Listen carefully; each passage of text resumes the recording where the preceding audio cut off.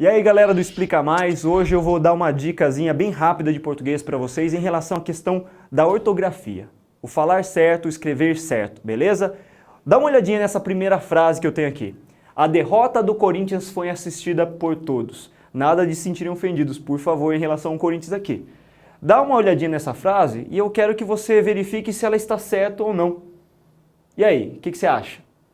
Deixando a questão de lado do Corinthians, e aí, tá certo ou tá errado?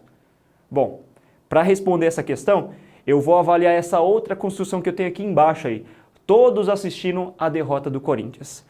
Nessas duas construções, eu tenho situações que se invertem, mas o sentido é o mesmo, certo? Eu tenho aqui embaixo uma oração em que o sujeito, todos, observem que eu tenho aqui todos, o sujeito ele executa uma ação, concorda? Então, se ele executa uma ação, eu tenho o chamado sujeito agente. Portanto, essa construção, ela está na minha voz, chamada de voz ativa, perfeito?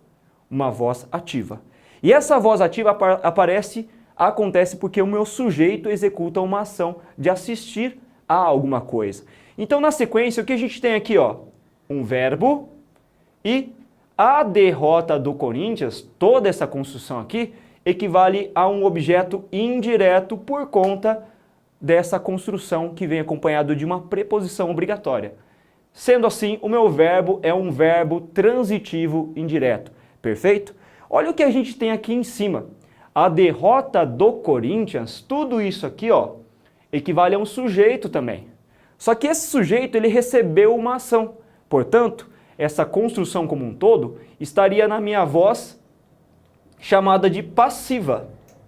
Certo? Uma voz passiva. Só que aí tem um problema, tem um porém.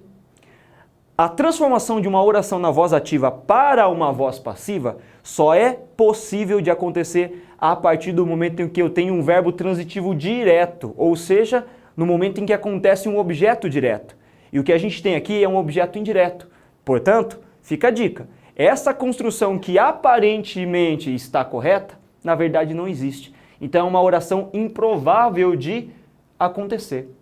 Perfeito? Fica a dica aí, explica mais.